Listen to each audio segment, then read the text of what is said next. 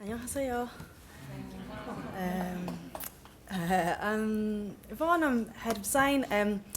The V&A is a little bit different. We don't really present contemporary art like many of the people who've spoken today.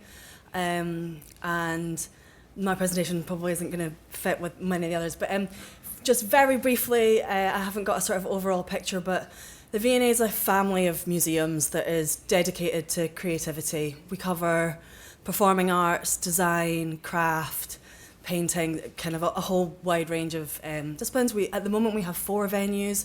We have our best known venue, which is in South Kensington in the top left. We have our young V&A venue, which is in Bethnal Green in East London, which is in the middle.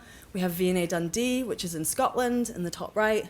We have the littlest known V&A Wedgwood collection, bottom left. We have the about to open, never been seen in public image of our storehouse, which opens in 6 weeks. And then coming next year, we have the V&A East Museum in Stratford in East London.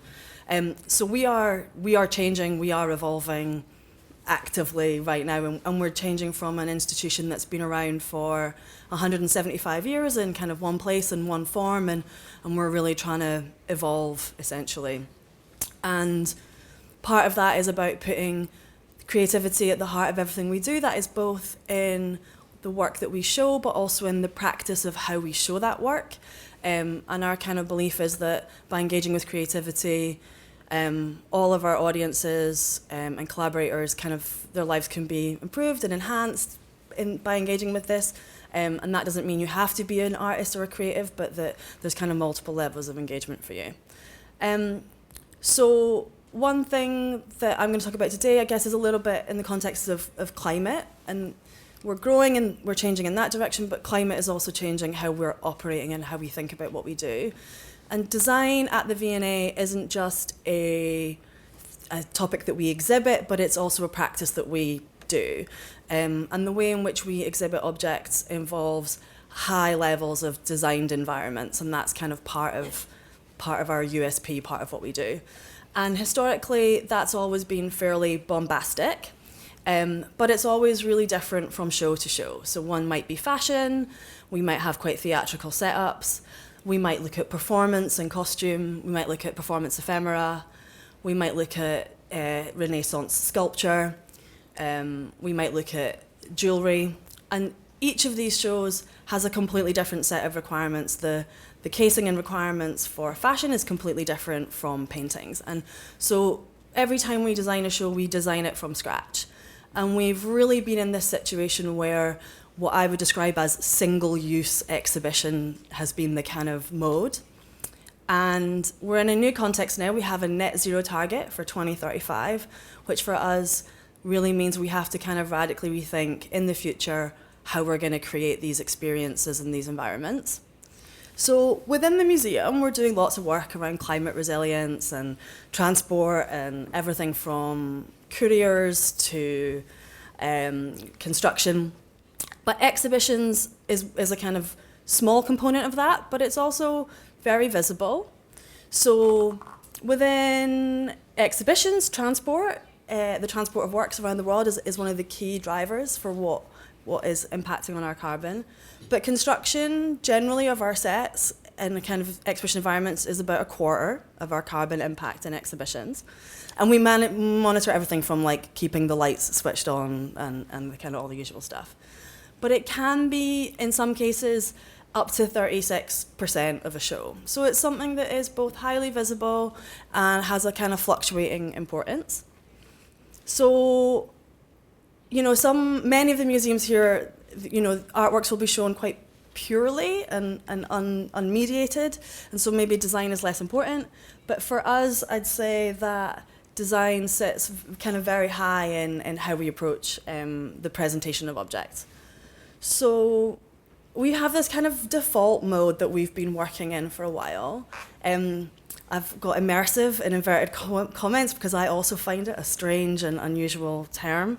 But for us, that often means a high volume of build, the creation of rooms, the idea of the kind of finishes that we might expect in those environments, and that these things are bespoke and that there's nothing common from show to show. So if you came to the same space in the museum, you wouldn't necessarily recognize it, and we've always taken that as a point of ambition and a point of direction. And so right now we are operating in what I would say is the left-hand side of this model, and we've been in a kind of fairly human-centric direction for quite a while. But if we want to ask ourselves a question of how do we move through to be a more ecocentric approach, which is definitely, I think, where in the future we're all going to want to be. We need a new way of thinking about design. So the analogy I'm going to use is the single-use plastic bag, patented in '65, and which grew to kind of fame and popularity in the '80s. There was a time when this was considered good design. There was a time when this was considered a great design solution to a problem. But since then, we've realized that maybe it wasn't such a great design approach. In 2002, Bangladesh was the first country in the world to ban the use of plastic bags. And now 127 countries around the world all have legislation against this, and everyone is trying to move to new means and new modes. And so as we've seen the kind of single-use plastic bag go from one perception of design as fairly positive to now being in a situation of being a design that is perceived as largely negative, how are we going to start to kind of evolve our thinking about how we display work in museums? So far, we've always judged and valued the design work that we do in the museum around narrative. How narratively does it support the curatorial stories that are being told? Spatially, how does it feel to be in that space? What qualities does that environment have? We have a lot of performance requirements: conservation, technical, health and safety. How new does it feel? How original does it feel? And then, of course, we're always under the budget scrutiny. And in the future, I think some of those things will remain the same, and we will still want to create environments that support the curatorial narrative and the kind of special feel and elevated environments that we want to create.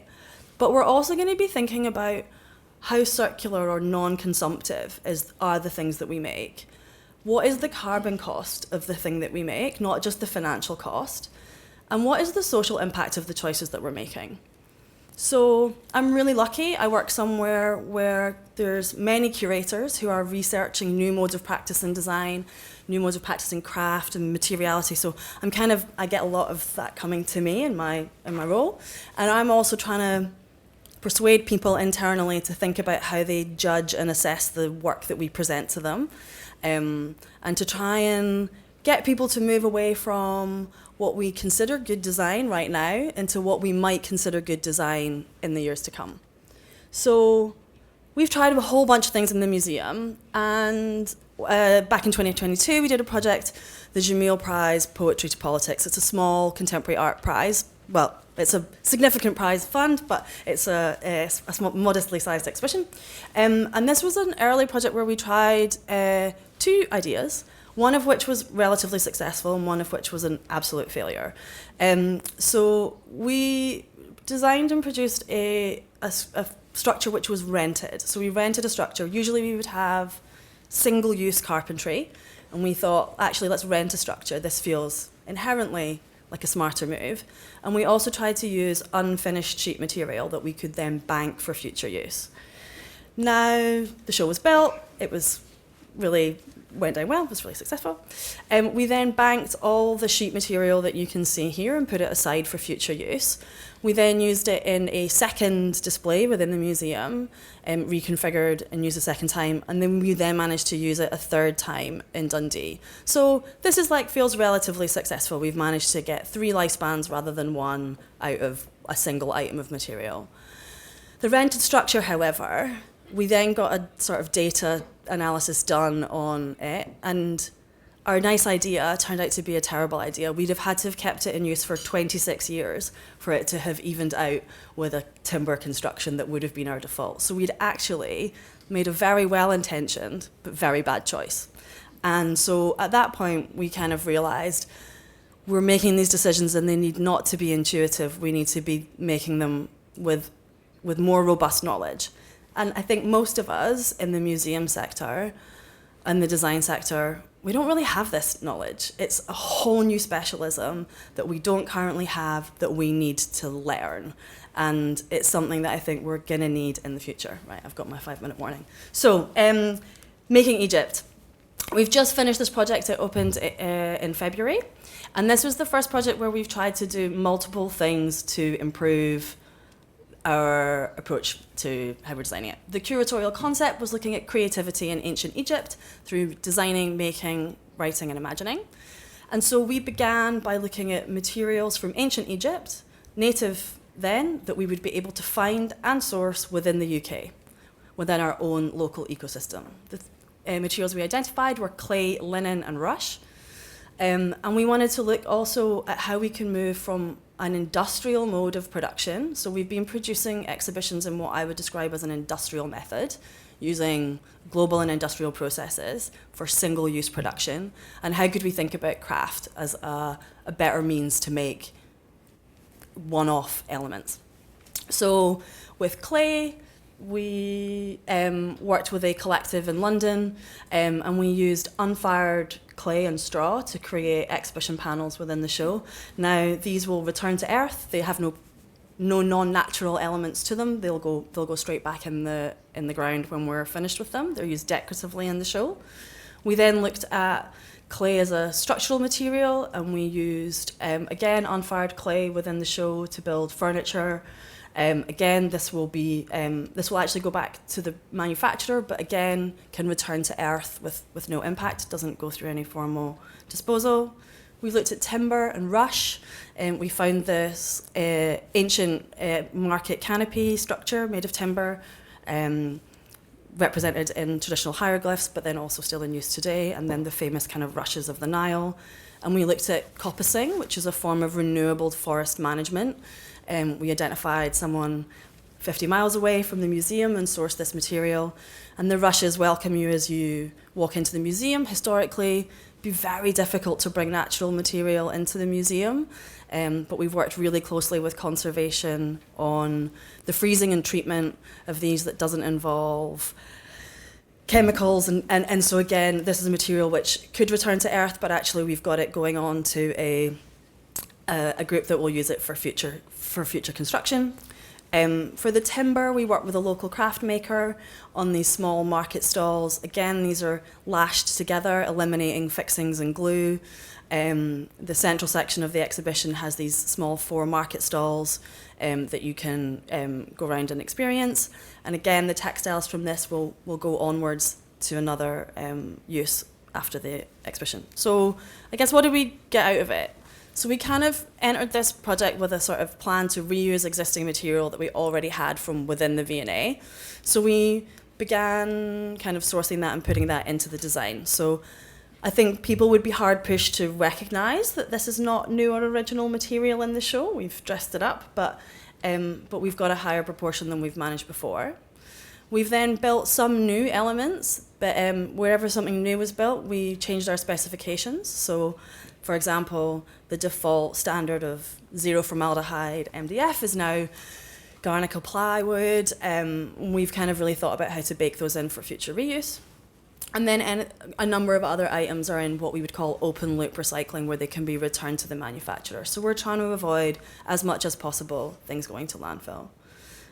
We managed to save about 5,000 kilograms of carbon against what we would have done by monitoring it throughout. So at every stage of development, we looked at the choices we were going to make, and we assessed this paint versus that paint, this timber versus that timber. Every choice was made with this in mind.